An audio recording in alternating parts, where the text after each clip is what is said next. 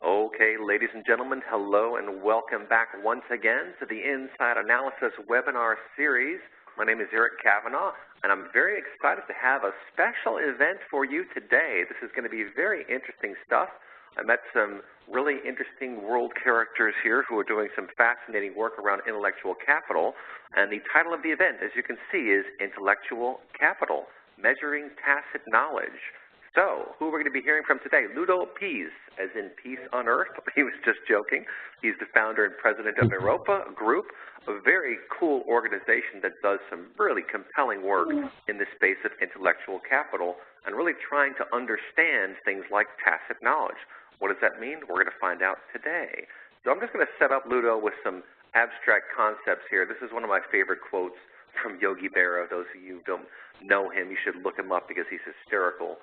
Baseball is 90% mental, the other half is physical.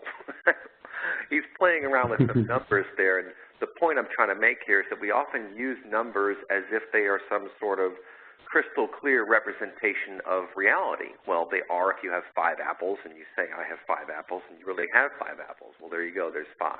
That makes sense.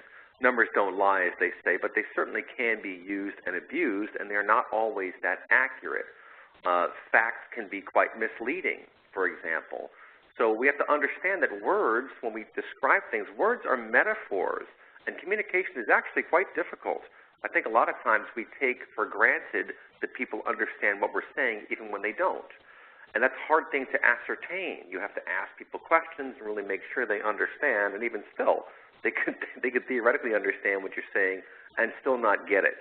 So communication is actually quite difficult, and complexity can be downright blinding. So a lot of the work that's done in the business of analytics and big data and cloud computing, of course, can be very powerful, but if you don't understand it, it can be really bewildering. So what is tacit knowledge? You know, I wanted to use a slide here, and I didn't put it in for various reasons, but there's this concept of the Pareto principle. I'm sure you all know the 80-20 rule. Right? I would argue that probably 80% of knowledge is tacit knowledge. So 20% is the stuff that you can get on paper and see and explain to someone by sending them a memo, but that's only 1/5 of all the knowledge that you want to communicate. So there's an old expression, it's actually a Russian proverb that says, no one can teach, only the student can learn. It's a bit of a strong statement, but the point is that the student really does have to pull this information into his or her mind and wrap their heads around it to understand it. So that's kind of what we're talking about, is that tacit knowledge and how can we possibly help people understand what it is and then take advantage of it. So timing is everything, especially these days. I think one of the hallmarks of the new economy, of the information economy, is that speed is just borderline blinding these days. If you think about how quickly Amazon is able to deliver something to you, well, that's because they've really nailed down the processes and are leveraging data arguably to the nth degree. It's really impressive what they've done. They have put together an end-to-end process that they have optimized, and they did that using technology, using people, using methodologies, etc. And why is that important for you? Well, on the consumer side, because you can get good stuff quickly, but on the business side, it's also a real threat. Here in the States, of course, Amazon went out and bought Whole Foods, so now they're entering into the grocery market, and Amazon is a massive force. There are lots of stores going out of business because retail just can't keep up. Retail, brick-and-mortar retail, is going to have a very difficult time matching the kind of price performance people can get from something like Amazon. So the point about speed these days is you really do have to move quickly to tackle your market, to address the market space that you are focusing on, to get products and services out the door and keep your customers happy. Speed is really important, and you're not going to have a lot of speed if you don't fully understand the tacit knowledge in your organization. So, there are estimates all over the map for how much money is being spent on big data, whether that's software, consulting, hardware, using all this stuff, leveraging it, operationalizing it. Hundreds of billions of dollars is the estimate. Now people are saying things like IoT are going to be trillion-dollar markets. Well, all of that may be true, but I would argue once again that what you get from big data, and it's amazing stuff, it's really incredible what you can learn these days from data that comes out of machines, spins out of log files, for example, of computer applications. There's a tremendous amount that you can learn, but even still, I would argue all of that value probably amounts to the 20%, meaning that explicit knowledge that you can actually see, the reports that you can run from your systems. And that's what big data does. It's just data coming off of sensors, it's data coming out of social media, it's data coming out of log files from applications that has to be harnessed and understood and parsed and put into someone's hands so they can make some decision. And all of that, those billions of dollars, still, I would argue, only add up to 20% of all the knowledge that you can have that you can use for your organization. The other 80% is that tacit knowledge, and that's what our friend Ludo is going to tell us about here in just a minute. So there's a term being used these days, data science, right? And science, I think, is a very misunderstood concept. So there is this perception in the world that science is some sort of infallible representation of reality, and that's just not true at all. Science is a method. That's what it really is. In fact, science is a discipline that leverages the scientific method. It's a methodology. And the thing is that science changes its mind, right? You remember when, I don't know, it's about 25 years ago, all these scientists came out and said, oh, eggs are bad for you. They're so bad for you. The cholesterol that's in the eggs, it's going to give you a heart attack. It's terrible. And I'm thinking to myself, are you sure? I mean, first of all, how can you tell for sure that eggs are going to cause cholesterol? You can measure things inside of eggs, but it's hard to measure what your metabolism does to things. And it's also hard to measure someone's complete lifestyle and their metabolism. What else are they doing? Maybe they're also eating 5 chocolate milkshakes every day. So eggs are bad? I'm not so sure about that, but that's what science told us. But the point is, scientists are just people, and they make mistakes, and science is just a methodology. So when you hear a term data science, I'm saying it's not necessarily what you think, because it's not going to be that infallible representation of reality. Science can change its mind over time. We learn new things that challenge what we knew before. So this is all important information to keep in mind and to put into context that 20% of explicit knowledge that we can all take advantage of. So you've probably seen this story. This is a picture from CNN, so I'll give them credit to their website, about Hawaii and the Kilauea volcano. There are all these fissures cracking all around the big island, and lava is just pouring out of the Earth's undercrust. When will the lava flow stop? Well, with all this science, with everything we know, why can't we say? Well, the answer is simple, that we really just don't know that much. Frankly, it's very difficult to ascertain such things. It's very difficult to measure, for example, the scale of a mountain, the scale of a volcano. That's just hard to do. And so again, I'm throwing these out there as ways of reminding us that, even though we know a tremendous amount about the world that we live in, about ourselves, about the various aspects of our business through data and so forth, there's a lot that we just don't know, and we really need to keep an open mind. And I would also throw one last thought out here. I think a lot of times when people hear the term science, what they're actually thinking about is engineering. And we've certainly done a tremendous amount in the world of engineering. That's why we can build skyscrapers now. That's why we got to the moon. The famous quote, if you can send a man to the moon, why can't we understand our tacit knowledge? Well, we've done tremendous things using science, the discipline of science, to create technologies that we can then leverage to accomplish cool things. And engineering is not really science. Engineering is a form of science, I guess I would say, and we have learned a great deal, but we have a long, long, long way to go. And with that, I'm going to hand it off to Ludo Pease to explain to us what Areopa has done. Ludo, take it away. Okay, Eric, thank you very much. Hello, everybody. Good morning, or good evening, or good afternoon. It depends on where you are for the moment. I'm talking to you out from Belgium. So for us, it's already evening in the meantime. Evening, late afternoon, let's say that. And the introduction of Eric is pretty interesting, but I'm going to take you a little bit on a journey that takes us a little bit back to the business where we are all working in. And I called the presentation Intellectual Capital, the basis of the knowledge economy. Measuring tacit and explicit knowledge, creating a common language between knowledge-intensive innovative organizations and financiers. And the most important element in it is, let's talk money, the language of business. that is something that I want to stress very profoundly, because that is what I'm going to talk about. I'm going to look at the ideas that Eric was presenting in his introduction speech, but I want to talk about the business.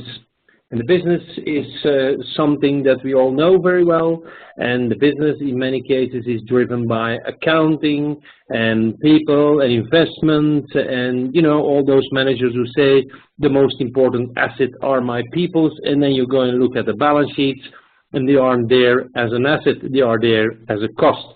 Interesting discussion if you start talking with those people about it, especially when you start to talk with accountants on this. And let me start the journey a little bit with all of you. What I'm going to tell you is a little bit what we did, and we did nearly impossible. We managed to measure the unmeasurable, the tacit knowledge, what Eric is referring to. But it's more than the tacit knowledge. There is more than just knowledge in organizations, because there are structures, there are customers, there are alliance partners, and all those relations, they can create value for an organization, and that is what we need to try to capture, store, and make it reusable for others. And in the slipstream of all this, we have to make sure that we are able to put that on balance sheets and put a monetary value on it. If we do that, then suddenly it's easier to investors to invest in knowledge companies than it is these days to invest in manufacturing companies. Now, a knowledge company, it's pretty interesting. Let me start with a little example. You know, if you talk to an accountant, the classical accounting is actually a cost accounting that is based on the past. It was the events that happened in the past when it had a cost, and we can quantify it and we can put it on a balance sheet and all that. It's a little bit very strange if you think how accounting was ever created. Accounting is based, like I said, on costs in the past, but it's also created based on manufacturing companies. You have basic goods in a warehouse, you have machine parks, and you have finished goods in a warehouse again. But if you talk about the knowledge economy, then your basic goods are brains, your machine parks are brains, and your finished goods are also brains. So you cannot put them in warehouses, otherwise they will put you in jail if you would try to do that. But the point is, of course, that we need to do that anyway, in one or another way, put it on in a financial term so that we can talk money. Otherwise, nobody will listen to us. If we come and give speeches around what tacit and explicit knowledge is, it's all nice, but it will not lead us very far. So let me explain a little bit where I come from. We are, as Areopa, a leading-edge knowledge and practice provider in the field of intellectual capital accounting, creating leverage for the alliances and acceleration in business performance for the customers we share. That is what we try to do. Now, intellectual capital, our fields of expertise, and that is not an easy thing that we did. Maybe let me share with you a little story. When we have to go back to 1997, when a friend of mine, he invited me to come and have a talk with his investment bank. And he said, why don't Areopa go and do an IPO? And I said, yeah, we don't need the money, but I won't come and have a chat with your guys, because it's always interesting to meet financial people, and we are going to talk about knowledge companies. So I was there, and as you can imagine, most of those people, they were always asking me all the ratios, the financial ratios, how much were your costs, what's your revenue, what's your return on investment, etc., etc. And then I said to the guys, but interesting you all talk about that, and I confronted them with what I said before, that accounting was actually based, cost accounting was actually based on the past and on manufacturing companies, and they were then focusing on the knowledge companies. And I said, well, you cannot do that, because there are other elements that are going to play. For example, what you accountants always do, or analysts always do, is to depreciate value that's based on costs. I invest in machine parks, I will depreciate them over the years in value. Now, in intellectual capital or in knowledge economy, the more you use knowledge, the more value knowledge gets. So you should not depreciate it, but some of the knowledge you should increase in value. And that is specifically something with tacit knowledge. It's always the same. If you use knowledge, tacit knowledge, the definition of it is pretty simple. It is lessons learned, cases, stories, little methodologies that you invented yourself over the years, and you keep it for yourself. And that is tacit knowledge. Now, if to put that in a little practical format, what you do is that, for example, a creative person in an organization, he says, yeah, we have done that already once before, 5 years ago, and I remember that we did it like that and that and that. Nowhere it was written down, and the guy is bringing that to the table and can find a solution for today. Now, using that knowledge from that moment creates a more value for an organization.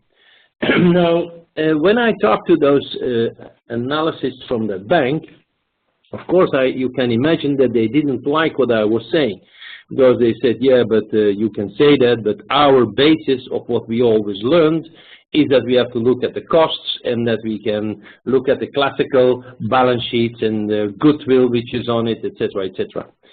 And I said, well, that might be true, but on the other hand, it is not correct if you would do that. And on a certain moment, we finished that big discussion because I was attacking their comfort zone by saying that probably they think that I come from another planet, but I said that they were still in Jurassic Park when they were talking about the knowledge economy. Now, that today is still the case. A lot of the financial world is not very receptive, but becoming more and more receptive for this concept of intellectual capital and evaluating knowledge in an organization. It is growing, but what we said on a certain moment is when we want to measure all this, then I think we should invent a system not to measure one intangible asset of an organization, but all the intangible assets. And let me give an example what it is. For example, everybody knows what a brand is, yeah, and then of course there are a lot of professors who invented what brand, how it should be calculated, etc., etc. And of course it is nice if you are Coca-Cola that your brand is valued a lot. But if you are an SME somewhere in a yard, and then you just start, or you're just a startup or something like that, then probably your brand is not the most valuable intangible assets that you have. So in that sense, we have to look at all. Now, in order to do that, we said, well, you know, let's identify what actually intellectual capital is. And we said intellectual capital is added value minus costs. And that's an interesting concept, you know, because intellectual capital is added value minus costs. Costs we know, but the added value, how do you do that? And then we identified in what we call the four-leaf model, which is actually a model that identifies all the areas where you can create intangible assets or intellectual capital, which is what we call the human capital, the structural capital, the customer capital, and the strategic alliance and partner capital. And in each of the overlapping areas that you have in there, you can identify what we call added value creating phenomena. Now, added value creating phenomena, how should you understand that? That's, for example, everything you do to add value to your organization. For example, I recruit a person. You add value to the organization. I have a new customer. I have a new partner. I have a new IT system. I have a new sales system. I have a new, and everything that you do new and you integrate that in your organization, that should create added value. Now, if you start looking at that, we identified 77 added value creating phenomena in organizations. But if you look at it, for example, you don't recruit a person. if you say that you recruit a person, you actually recruit his networks, his experiences, his skills, his intelligence, his motivation, his accountability, and you can multiply that with the value that you have in an organization or in his role that he's doing to give it a financial dimension. Now, if you do that, then you're talking econometry. Econometry is actually an economic science that is turning social phenomena into a mathematical formula. And that is not rocket science. That is used by insurance companies, by plan bureaus, etc., etc. So in that sense, what we were doing there is using existing ways of thinking in a field that was completely new. Now, in doing so, and I will come to that later in my presentation, to give you an insight, if you do this kind of assessments in organizations, to what it can lead and what it would mean then in value, in monetary value. That's what I mean. So if you have then, remember, intellectual capital is added value minus costs. The costs we had already. If we then calculate the added value with the 77 added value creating phenomena, on that moment we are able to quantify all the intangible assets of an organization. Large organization, small organizations, startups, blue chips, mid-caps, NGOs, non-for-profit organizations, etc. Now, the measuring of all that, that's one thing. But then you have to be able to put it in an accounting. Then you have to put it somewhere on a balance sheet. Now, in the classical accounting, that is nearly impossible, because the only thing that you have in classical accounting is goodwill. But goodwill is actually the difference between the book value and the market value. And the market value definition of that is what the fool wants to pay for it. And that is exactly, well, that's the Tobin skew, like we call that. But again, if you do that, what the fool wants to pay for it, and you would then go with that concept to, and the difference between the book value and the market value is then what is called goodwill. Now, if you then go to your auditors, they will use then the EIS or IFRS standards, that is their basic regulation, their books that are their standards, the international accounting standards. And then there is the number 38 of intangible assets, and that says that an intangible asset should be identifiable, controllable, and should have future economical benefit. Now, if you take goodwill like we defined it in classical accounting, then we see that it is nearly impossible to pass this exam of the auditors, because what the fool wants to pay for it, you know how that comes together, that price. I ask $1 million, and the other one wants to pay $500,000, and then the lawyers, they say, why don't we cut the pair in two and pay $750 for it?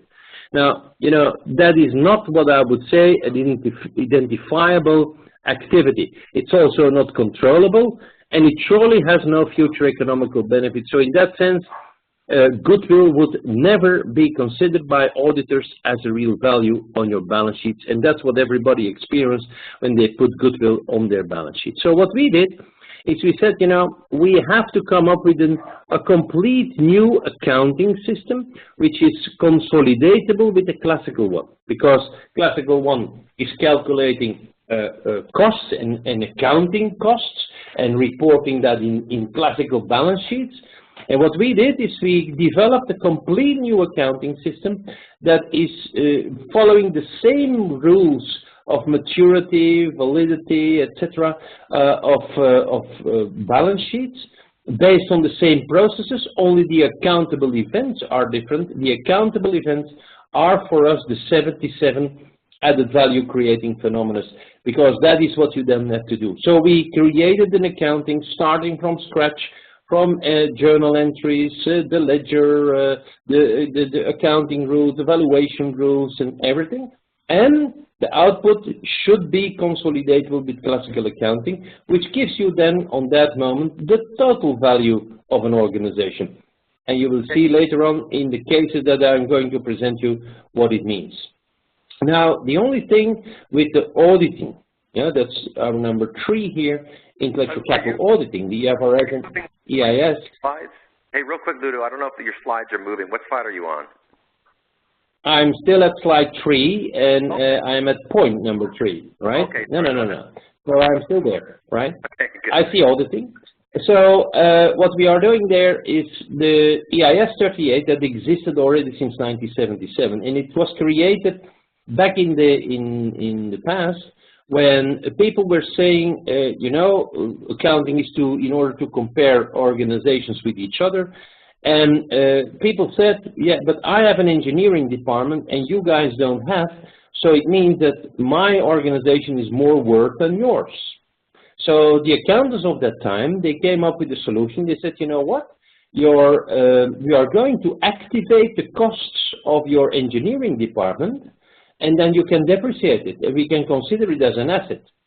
Now, in modern ways of doing, what we are doing with intellectual capital, and of course, and we will talk about it later, what the tacit and explicit story is, well, that of course is a very strange thing, because if I have 10 engineers, they quarrel with each other every day, they don't produce anything, but in accounting terms, I can add all their value in terms of their costs, their salary costs, and say that that is an asset, which is a little bit strange. And then we said, well, we have to replace that by the real output that they create, and we consider their salaries as a cost. And this is not something that is so unusual, because in a lot of the GAAPs, the general accounting, accepted accounting principles of many countries, they are still doing this and accepting this way of thinking. But what we did is we said in 2004, activating costs is not the right way of creating added value, so we are going to change the interpretation of the EIS 38, which we did. So the interpretation, the basic measure systems, they stay. It is still the identifiability, the controllability, and the future economical benefit, but we don't have activated costs anymore. We have the added value creating phenomena in place.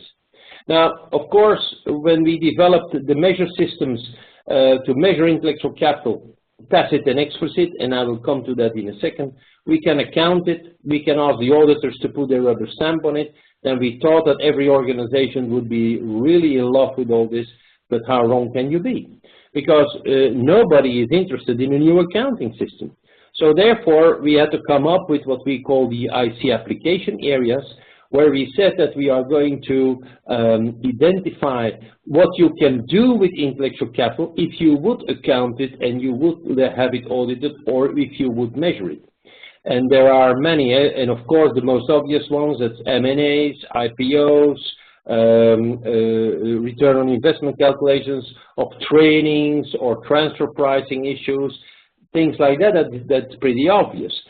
But of course there are many more. For example, if you are in a human resource environment, it would make sense that every manager who is spending his budget, rather than just making an evaluation from it, that he did the spending well or not well, staying within the budget or not, that we could add what the added value is that he created with the money, and we can calculate the return on investment, which is another interesting element that we can add to that. Of course, if you then do that, then everybody says, great, but again, most of the organizations are managed in the classical way. That means it is about the cost accounting that is actually dominating the way that most of the managers report and inform their shareholders and make investments, etc. And we say no, we should be able to change this way of thinking. And what we then did is, because we said that we are not going to, how would I say, going to calculate everything, and for example implementing an accounting with an organization, because they are not willing to do that, we said let's follow what accountants are doing. The first thing that an accountant normally does is identification of the assets they have. The tables, the computers, everything that you have in an organization, the machines, etc., the buildings. and then they are going to depreciate it. Then we say, well, the first thing we are going to do is to define the IC assets that companies have. And those IC assets we are then going to make an estimation from the value, not implementing the total measure system, the total accounting system, but we are going to implement a questionnaire by which we are going to collect data, and based on the data, we then are going to check or compare that, better said, with all the historical data that we have already from similar organizations, by which we will be able to explain what the explicit value of that company is, present and future, and what the tacit value is in present and future. And now you hear it very well. The intellectual capital accounting is something that is not talking about the past anymore. It's talking about the present and the future, while the classical accounting is talking about the past. So that means that the two together make it very interesting to look at an organization. And again, like we said, intellectual capital is added value minus the cost. Now, let me come back to that tacit explicit story.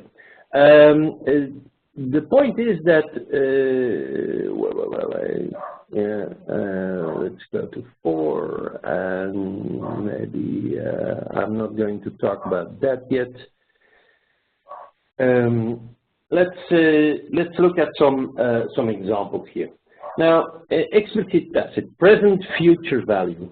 Now, the present and future value of organizations, it is something that most of the people never look at.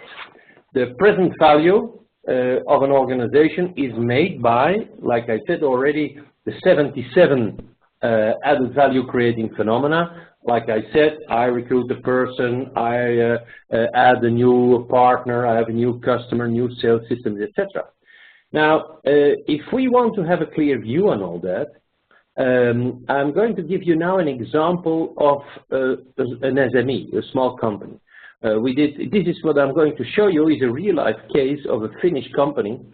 We did a few hundred in the last quarter already. The only difference between the cases is always the context. The way of calculating intellectual capital, it's always the same. Yeah? It's always the 77 added value creating phenomena, minus the cost, which we then, in the Icarus model, that's the accounting model, we can account, we can consolidate it, and we can report it in balance sheets for organizations. Now, if we have a context, and the context can be that companies are looking for investment and funding, and then they say, yeah, but we are a knowledge company, we don't have the classical assets like buildings and money on the account because we are startups, but do have a lot of knowledge. Now, if the knowledge that they have, it's in the heads of the people, that means that that can run away in the evening. It's only when you capture it, store it, and make it reusable, then it can stay in the organization, and then we consider it as an asset of the organization. Now, that's a very important distinction between tacit and explicit, because in organizations we have a lot of information that we store in processes, we store that in databases, on documents, etc. But the tacit knowledge is always in the heads of the people.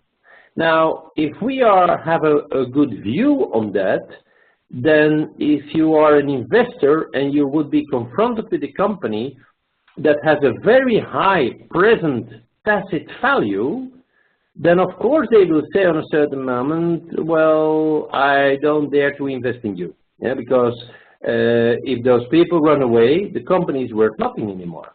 But if the explicit value is high or in balance, let's say 50-50, something like that, and the future value they are going to create.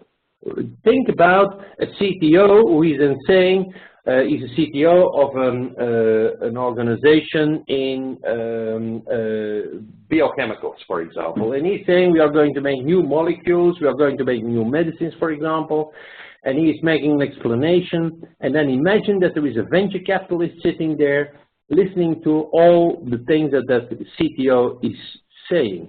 Most of the people will not understand, venture capitalists I mean, will not understand a word from what they are saying.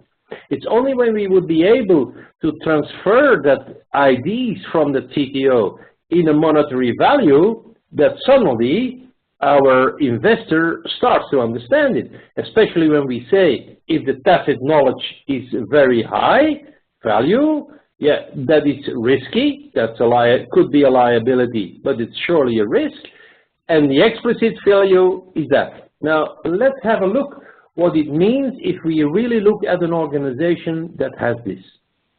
Here you go. Here you have an example. Let me first define this company a little bit. It is an organization in Finland, and they are making paper bags. Now, you would say paper bags making, that's a manufacturing company, correct, but they sell not the paper bags, they sell licenses to their customers because they consider a paper bag as a fashion instrument. Now, that means that the paper bags don't have a price, but it is the licenses that they are selling that has a price. So in that sense, if you look at the present value of that organization, yeah, then you see here are in the upper corner, we are talking again about the human capital, structural capital, customer capital, strategic alliance capital. And I'm not going into the details of all that, but you see that we have here percentages. And then you see, based on the formulas that we have, how much is human, how much is structural, how much is strategic alliance, how much is customer, etc. And here you have the tacit value. It's not documented, it's in the heads of the people. You see that the value of that company is 9.6 million euro, tacit value. Explicit documented, it's 9.4 million euro. So you can say that the present value of that organization is 19 million euro. And it is in balance, so now we have to go and have a look at the organization in the future. And here you have them, the same measures, but about the future value. And what is a future value? It's actually everything. Tacit are all the plans that everybody has in their minds. It is we are going to conquer the world ideas, you know. But most of it can also be documented. If I write it in a plan, if I write it in an action plan, or I go and talk with a partner about it, and we make an agreement about it, stuff like that. And this company had in the tacit value in the future a value of 23 million euro. The explicit documented value was 130 million euros. That was depending on the market that they were going to look at. And this is then an exercise done with a scope of 3 years. So it means that the value of that company will go from 18 million to 154 million in 3 years' time. Now, if you are a venture capitalist, for example, what are you going to invest in? You're not going to invest in the past, not in the costs they made in the past. You're not going to invest in the present, but you're going to invest in the future documented value. And that is a little bit also a tricky thing because it is a value, that means it's not revenue. So you have to be able to also identify, and I will come to that in a second, the way that you're going, if you created those assets, how you're going to create multiple money streams from it. And that is an interesting point because intellectual assets, classical assets, for example, if I have a cup or a table or something, the only thing I can do is to sell that table and the price for that. Or if you go to the classical consultancy companies, they sell it the mandates from people. Now, we say no, if you talk about intellectual capital, then you sell knowledge. And knowledge you can sell directly as a package. That's what a lot of ICT companies are doing when they sell their applications. But we also can go and license this. We can joint venture it. We can partner it. So there are multiple money streams that you can create from intangible assets. Now it means that if you would go to an investor and you look at that 130 million that you have here, well, then we can ask the venture capitalist, for example, to put 5 million euro on the table in order to create 130 million. And he should show the plans how he's going to create the revenue streams in the future. Now, I challenge you, there are not so many organizations that are able to give this kind of answers. And I also introduced here in my presentation a venture capitalist that we are that we built together with them. It's actually a Finnish company, but they are located in Luxembourg.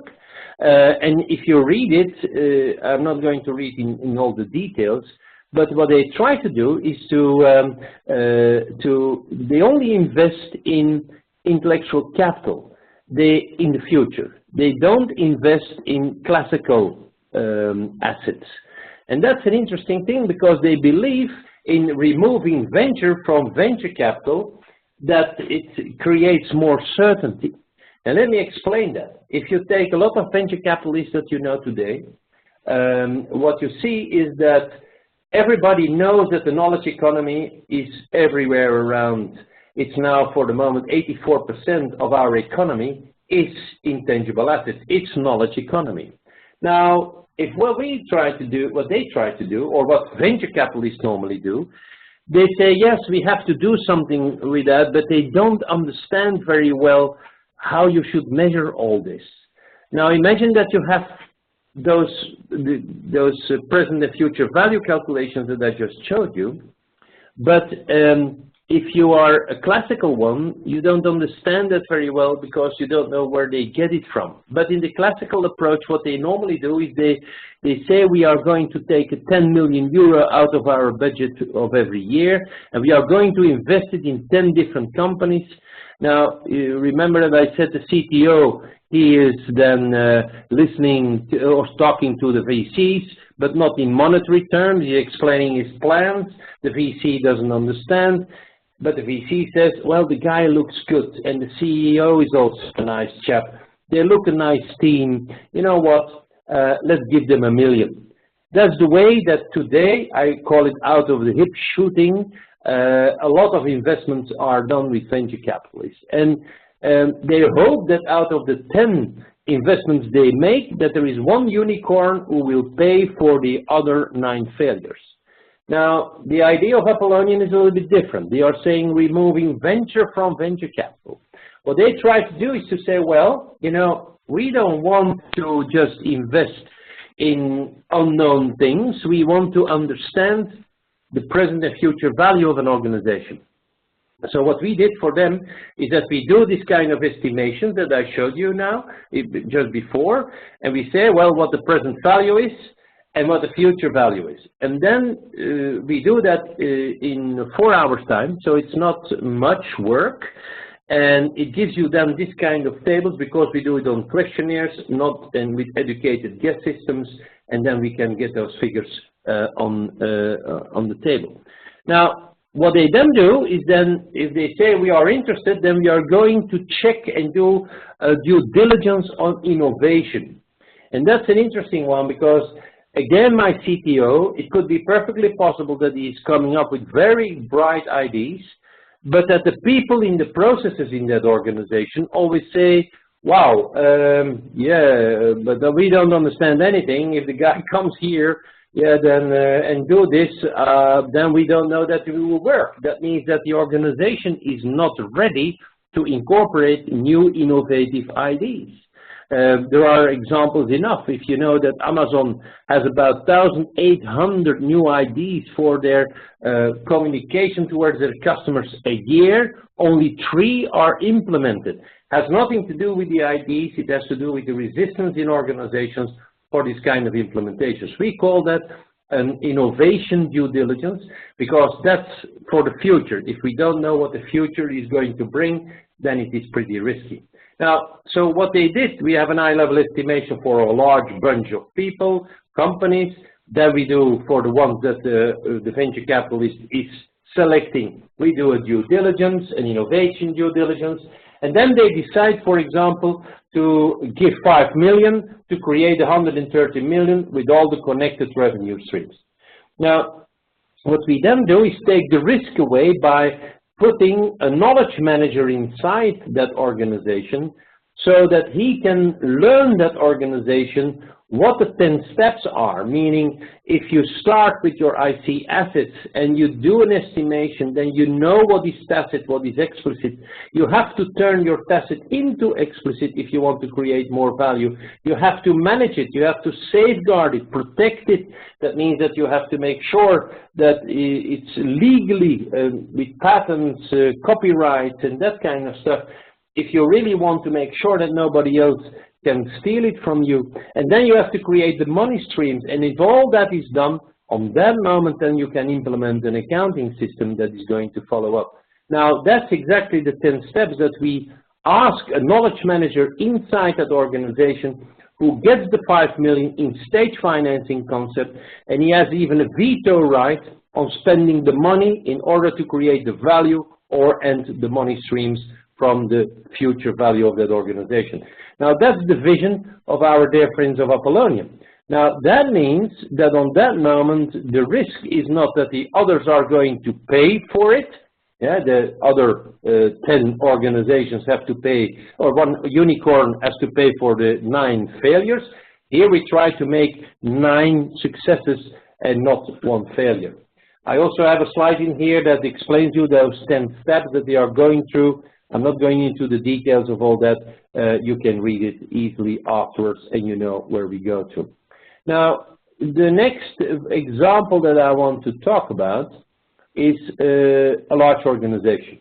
And this is typically an organization which is really a knowledge issue that was a big knowledge issue. It's an Alstom, and most of you will know Alstom. It's a French company, and they built in the US a nuclear plant 30 years ago. They had 25 high-skilled and experienced technical professionals hired at that time for the maintenance. And all of them were eligible and due for retirement in 3 years' time. They found it out at the coffee corner when they heard that they were planning to make a company outside the organization, Alstom, yeah, and they were going to supply the nuclear plant with their services for half the price that Alstom was invoicing them. So the current value of maintenance services was $485 million. And those guys, they said, you know what, we are going to do it for $240 million and we become rich. Alstom didn't know anything about it until the moment that they heard it, a few of those guys were talking about it at the coffee corner. Now, I also added an interesting slide in there where you see what tacit and explicit knowledge is. Again, I'm not going into the details, but it's a very interesting slide because you can see where everybody is talking about bits, bytes, data, information, knowledge, know-how, experience, and expertise, how that relates to each other, and where you have explicit and tacit knowledge value that is created. But let's go back to our company that we are talking about. So on that moment, what was the challenge that we had? The company loss of experience and expertise, 85% of the knowledge not documented, the tacit knowledge, and customers could decide to contract the retired staff directly, loss of revenue for the company. Yeah? Many of them were doing as the cartoon said, when the guy said, well, I got $50 million paid this week, do you think it's a mistake? Or did my boss finally realize how valuable I am? And that was exactly what they tried to do. On that moment, we stepped in and we said, you know what? We are going to solve the problem by putting a program in place that was going to turn the tacit knowledge, meaning what's in the heads of the people, those guys, into explicit knowledge. And the way we did that is, first of all, we had to convince those guys that they wanted to participate in this exercise. And it costed quite a lot of money. It costed them $500,000 bonus that we paid them in order to do the exercise. Now, it was Alstom, of course, who paid it. But can you imagine that I had to go to the C-level guys and saying, hey, guys, if you don't want to lose $485 million revenue a year, Yeah, you have to pay 25 times 500,000 dollars bonus at retirement for the guys who are going to put their tacit knowledge into explicit knowledge. Well, I can tell you most of the guys from the C-level, the management was not so happy when I came with that message, because they did the wrong thing. They tried to say, yeah, that's a cost that we have had to add on top of everything, and we are going to lose already so much. And I said, no, it's an investment that you're going to make in the future in order not to lose the 485 million euro. On top of that, I suggested that for each of that engineers, we were going to recruit 2 younger, inexperienced technicians who were very highly skilled, and then we gave them to each, 2 of them, each to one of those engineers, and they were trained in capturing, storing, and making reusable the key knowledge that they had in that technique. Why 2? Because if one would leave, then again you lost all the knowledge. So therefore we had 2. So we had to add the price of 50 youngsters on top of the bonuses that we had to pay to the guys who were going to leave. Now, what we finally did, or where we finally ended up with, is the results. We did the total exercise, and we came to an IC value of $850 million. The company retains its customer because the guys agreed not to start their own company, and we had double the capacity from the youngsters to go and do that maintenance, and not only for 1, but for 2 companies. So in terms of the income for Alstom on that moment, we had a double revenue creation that we created by doing this kind of exercise. Now, this is a real case. This happened in real life. You can see also a little bit more of the results. But what are now the challenges ahead? And then I'm going to conclude with that. Now, if we really want to do something about intellectual capital, and more especially make the tacit, what's in the heads of the people explicit, so that investors can go and invest in it and create future value and money streams, etc., etc. So we have to create that common language, that where innovators and knowledge-driven organizations are, and financiers have to understand it. So it means that we have to teach the 10 steps to the organization so they can express their tacit and explicit knowledge in a monetary value in a way that financiers can understand it. We should focus on particularities and not on strategies. In many cases, you see a lot of people talking, you should turn your tacit knowledge into explicit, and everybody says yes, but nobody knows how to do it. It is not an easy thing. You saw it with the Alstom case, which is a very good example of that, how difficult it is. It helps to streamline organizations, their stories, and it helps the financiers to translate all the received input into future value projections and risk assessments, and confirm that organizations get equity investments for a fair value and do not have to sell a large part of their shares at a low valuation. What in many cases happens, then an investor says, okay, I will invest in you, but I need 80% of the shares. And the initiators, they put all that knowledge inside from the beginning. They only get 20% and they are very unhappy. So, but what we can do there is that we can really validate the intellectual capital that they created till the moment of investment. For example, $1 million worth, an investor is going to put $500,000 in it, he can have 50% of the value. Then it's a very simple equation. So to verify that SMEs and mid-cap organizations spend the financing received from the venture capitalists, the business angels, the investment funds, the banks, fintechs, etc., only on expenses related to creating added value and money streams based on the identified IT assets, and not on the Lamborghinis and the nice restaurants where sometimes all the money flows. That's where we put the knowledge manager inside, who is managing in the 10 steps. So to make sure that more of the SMEs, mid-caps, and even large organizations are trained in that 10-step approach and provide visibility on new ways of reaching their objectives. Clarify that intellectual capital is added value minus costs, and that intellectual capital is not activated costs. Now, all that would bring the following slide to a past where people say, look at this, this is where we keep Frobisher. He is one of our customers' hidden assets. No, the asset should be on the table in a balance sheet, which is consolidatable with classical accounting. Okay, I rest my case, Eric. I can talk a lot of more, and I'm very willing to answer questions on people who want to ask more on one or another thing. Sure, and we did have a couple of questions. Let me go ahead and look this up.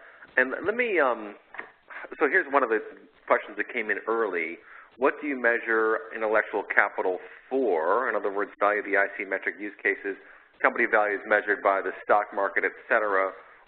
I think what you're trying to do is quantify what is the value of the tacit knowledge in the organization. Is that right?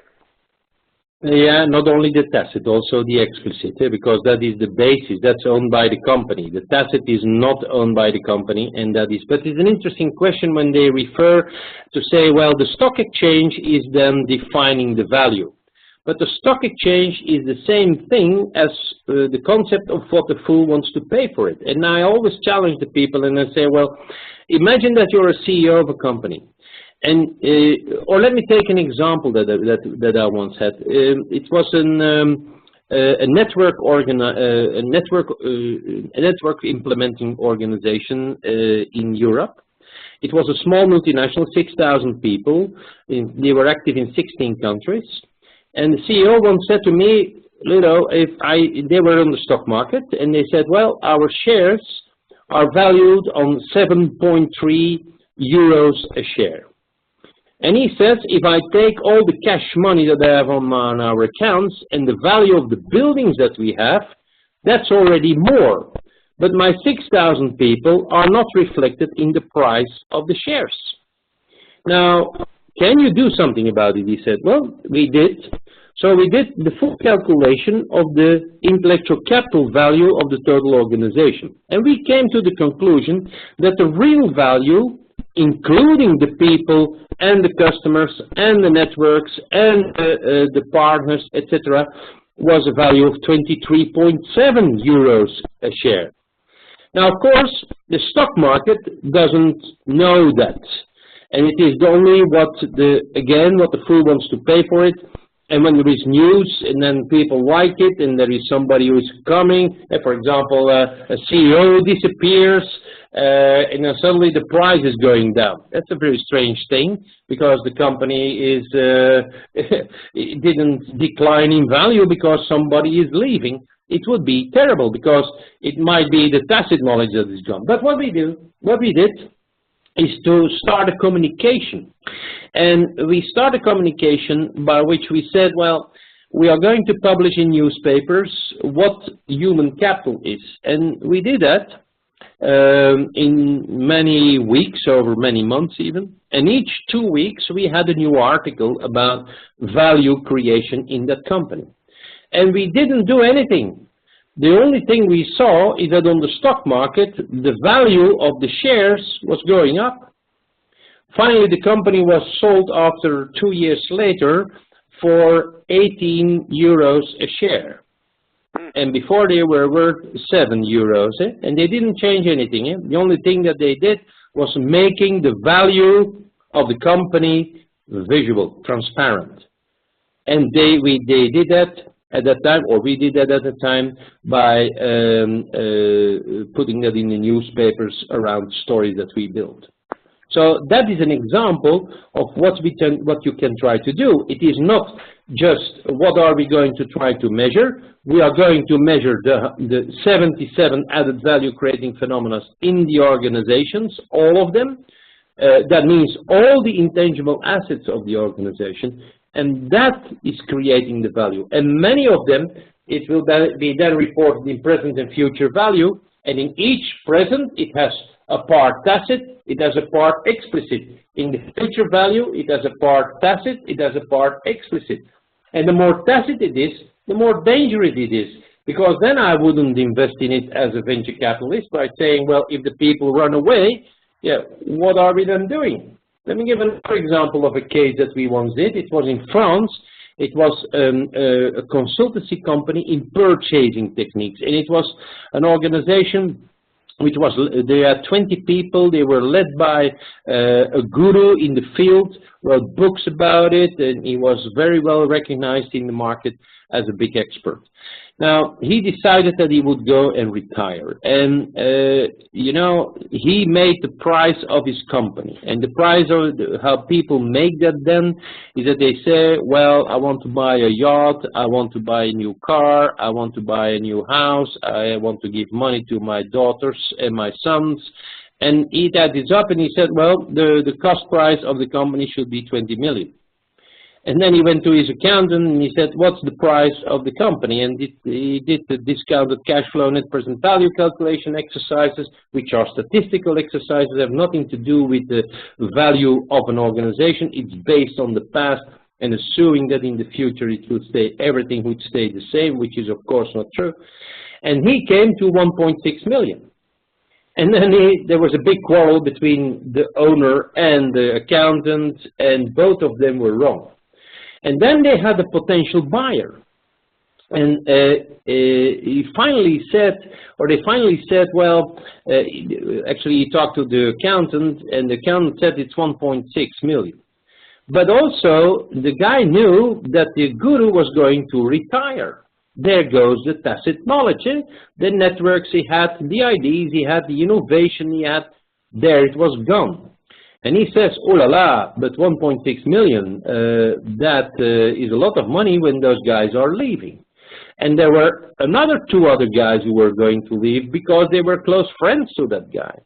So he said, on that moment we stepped in and we made the proposal. We said, you know what, if we are going to calculate the explicit value of the company on a certain moment, let's say within a year time, are you prepared to pay half of that value for that company?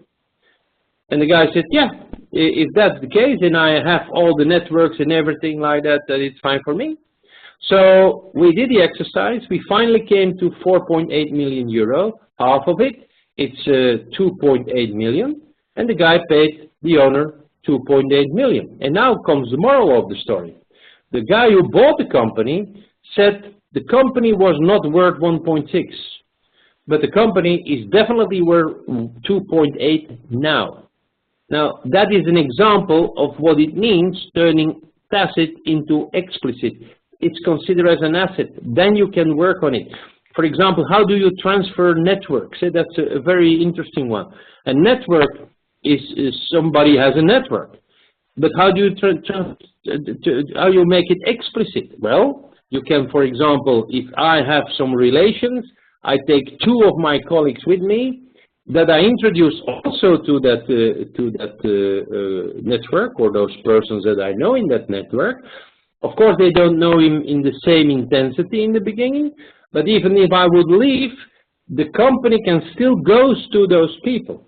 Then I kept the network in the organization, and that in accounting term is an asset, and that is something that a lot of people think that it is not something that, or that it is intangible and never measurable. That's not true. And even in the classical accounting like we have it now, in the EIS standards, the FRS standards, it is accepted.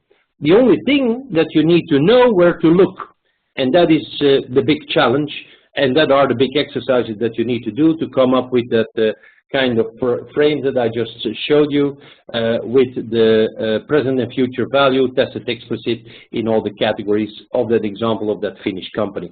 And you see that there are also already a lot of venture capitalists and financiers that we know that are using all this. And that are things that I say, well, that is the future. That is what we have to go and look for. We are involved in setting up an intellectual asset bank. Can you imagine? where we are going to give guarantees to commercial banks if they want to give loans to knowledge companies, because they are afraid of it, and the Basel IV agreements don't allow them to do all this. So what we then do is we say, well, you know what? If you do the work properly, meaning high-level estimation, that are the things that you see here, then we go and do an innovation in the future, innovation audit, due diligence, to see what the future value is, and then we decide on stage financing with the knowledge manager inside. If a bank would accept that that would be the way of working, then we can even go up to 100% guarantee for their loans. And that would even be backed up for 50% by the European Investment Fund if we do it that way, if we use that methodology, our methodology of doing so.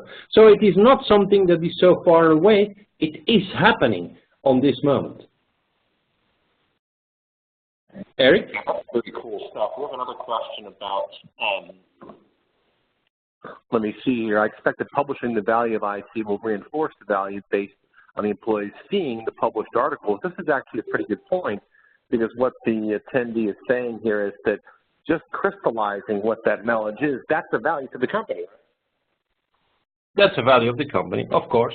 But it is, but the fact that somebody speaks 12 languages and you only use one language, then the 12 languages are not the value. It's the value or the knowledge that you use in the organization, in the business processes that is creating the value, and not what everybody is knowing outside all that. And that is a mistake that a lot of people make. That is that they think that the more intelligent people you have, the higher your value, but that is not true.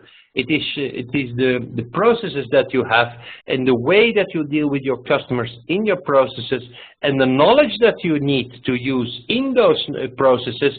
That's the knowledge that is valuable for an organization.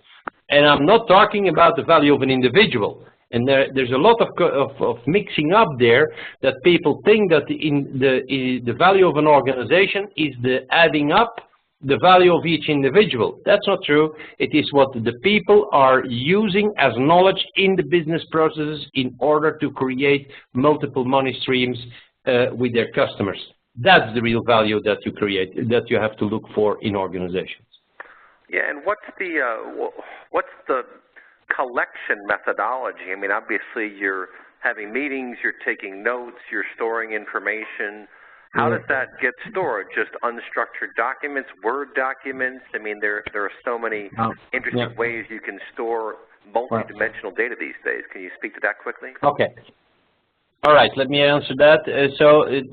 I mentioned that in the presentation when I said when you take that, for example, the case from Alstom here, and you see there that at the bottom, capture, store, and make reusable. Now, first of all, what you are doing is that you need to identify your processes, right, on level 3. That's the handoff level. That's an organization issue. If you don't have that, then it is nearly impossible to do it. And I will come back with an example of that. Now, capturing is the knowledge that you use in each step in the process that you're working on. And who is telling me that? Not the manager, but the people who are doing it themselves. Because I need to know what the tacit and explicit is. The tacit is what the guy has in his head. The explicit is what he is using from the databases and the information and the documentation that is available. That means in many cases there is much more explicit knowledge available than people use in the processes. That's also a given fact. Now imagine that you capture it. Then if you want to store it, you have to do that based on 2 dimensions. The first thing that you have to ask yourself is this knowledge one time used, or is it multiple time used? If it is only one time used, then probably I'm going to set up a meeting with the guy that I'm going to transfer the knowledge to, explain it to them, write a document about it, and when I write a document about it, it becomes explicit, right? And I give it to him, and he can put it somewhere in a file, on his desk, against the wall, whatever. But if it is multiple times used, then it means that you have to build it into, for example, call it databases, instruction guides, training materials, etc., etc. Now, that is the first element. The second element, if you want to store captured knowledge, and again, to capture knowledge, and I will give an example when I explain the theory a little bit, that's not always that easy. There are techniques that we are using for that you probably will know, focused interviews, 7 why questions, etc., to dig into the real things that people are really doing. And because most of the people, when they work, it's like brushing your teeth.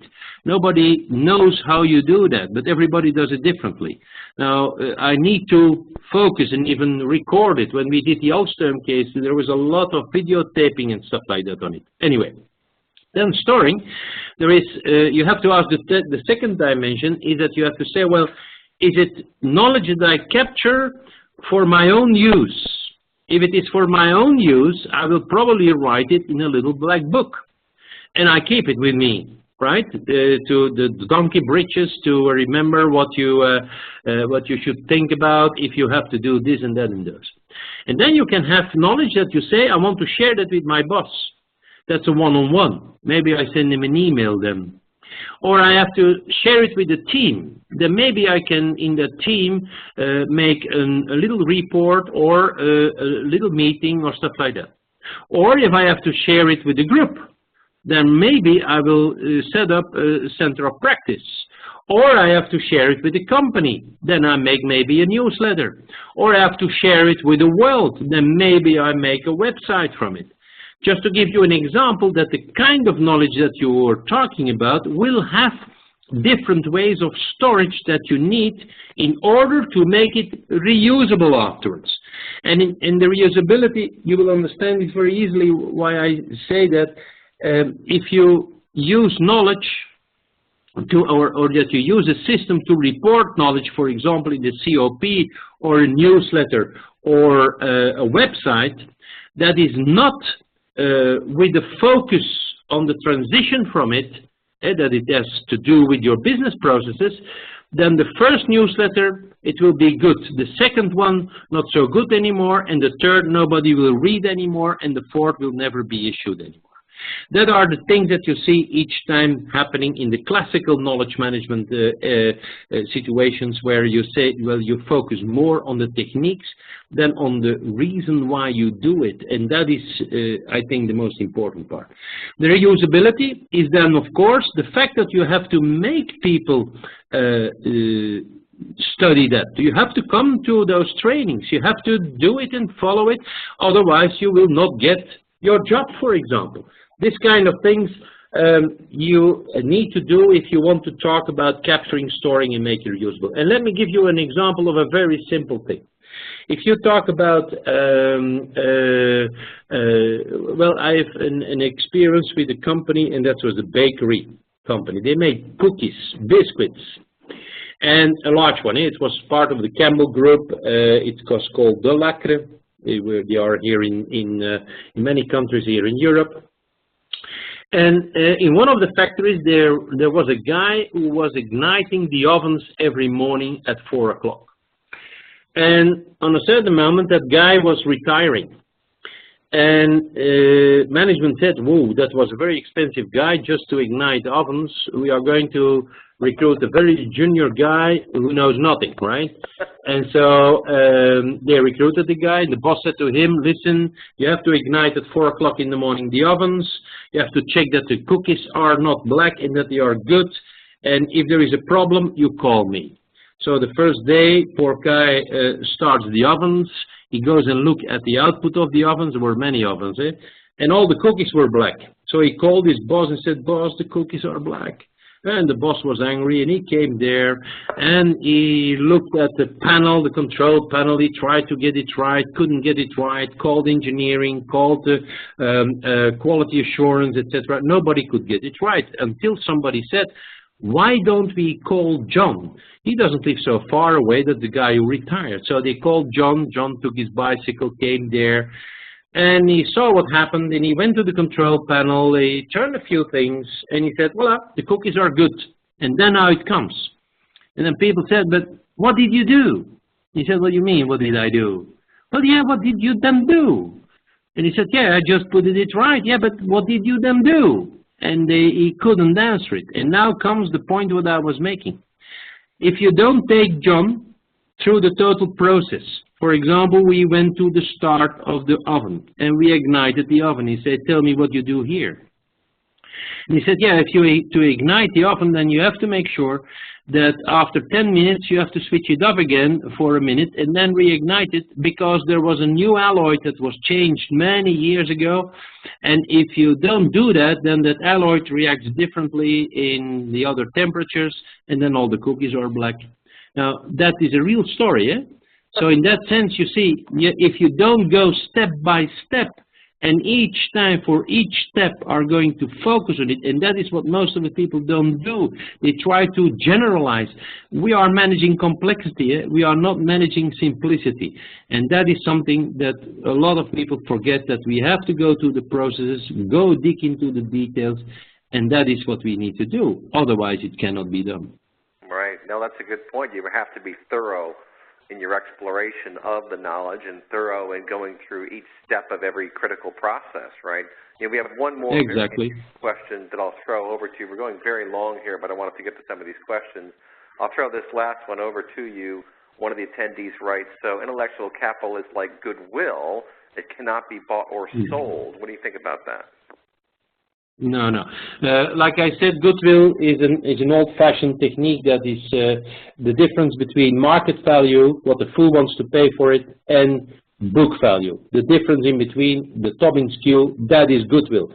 But if you then take the EIS standards, identifiability, controllability, future economical benefit, if the fool wants to pay for something, yeah, he says, my feeling is that. But that's a feeling.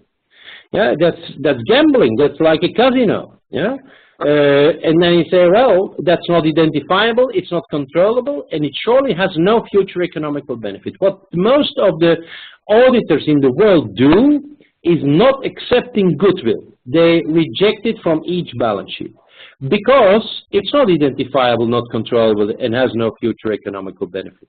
So goodwill, the real goodwill of organizations, should be your explicit value. So if you looked at the structure that I showed you, the different, wait a second, let me go back to it. Yeah, come on, all right, here we go, here we go. There we go. Yeah. So if we talk about explicit documented value, yeah, that value, that's the real goodwill of an organization. If you put that under the header of goodwill, then your auditor will be saying, yes, it's identifiable because we could identify it where it comes from. It's controllable, it can grow, it can go down. Yeah. And if you take the future value, this is the present value, but if we take the future value, right, then it can create in the future explicit documented 130 million euros. So it's in line with the international accounting standards, and then they accept goodwill, and then that could be a value. Now the disadvantage of that is that goodwill appears in classical balance sheets, which are cost accounting balance sheets. So we prefer that we would go for the Icarus model, and if people like that, I will share it later with them, how that accounting system works. Then you will see that the consolidatable element in it is the strong point, because if you talk the language of accounting, the people, the accountants, they need to see something that they are used to. If you show them something that they are not used to, I'm familiar with all the systems that were in the past used for evaluating intangible assets from the Wissenbilanz, the Danish measure systems, the Moratus in Spain, and call it everywhere. You know, they were all qualitative measures. But now, if you have to go with smileys and tendencies to a CFO and say, look, our intellectual capital goes up, he laughs with you. Yeah, and he's saying, go away. Yeah, the only thing that the exercises are costs. But if you talk his language, then on that moment, the language that you see here now, that is what he wants to see. That is something that he understands. And that's the reason why I say goodwill, yes, but goodwill in explicit terms, explicit value terms, especially the future explicit value. Yeah, and in preference, we should do that not only that little part, we should do all of it, all the intangible assets, not only goodwill, because there is much more, being the human capital, structural capital, customer capital, and alliance capital, and that has nothing to do, not necessarily to do with goodwill in this case. Right. Okay. One last question, then we have to go. But this has been very interesting. Yeah. Okay. No problem. Fascinating stuff here. How do you charge for this service, and how much does it cost? One attendee is asking. Oh, good. Well, it's very cheap. First of all, a high-level estimation. Like I said, we are a knowledge provider. So what we normally do is we transfer the knowledge to organizations like VCs, and they integrate it into their proposals, etc. And that's based on a license concept. But if a company wants to use it themselves, so a high-level estimation exercise costs $10,000. So that you get all those grids that you see here in that example that I gave here. If you then go for a full due diligence, innovative due diligence, that you are going really to check it into the future value, that it is ready to go for investors, that you can give it to a venture capitalist or the intellectual asset bank and stuff like that, it costs about $45,000. If you really want to have a knowledge manager inside, that costs around $175,000, right? So, but that are things that you should combine, and that's the context what I'm talking about. What I'm just saying now, that's when you would use it for going for funding. But if you want to use it for managing your intangible assets, or that you want to prove what the value is, if you are in a merger and acquisition situation, then the first exercise of 10K is enough. That's already a good basis. Yeah, you don't need to go further then. Okay, well, that's a very clear answer. Thank you very much. Well, folks, we went really long here, but we had some fantastic questions and wanted to get to these. And I really appreciate all of you joining us and checking out this very interesting and deep methodology. I think you're really on to something, Ludo. Thank you for your time. We do archive all these webinars after viewing. Yeah, so the archive should be up later today, probably, or by tomorrow at the latest. And with that, we're going to bid you all farewell. Great work. Thanks again. Talk to you next time, folks. Okay. Take care. Bye-bye. Okay. Thank you. Bye, Eric. Thank you. Okay.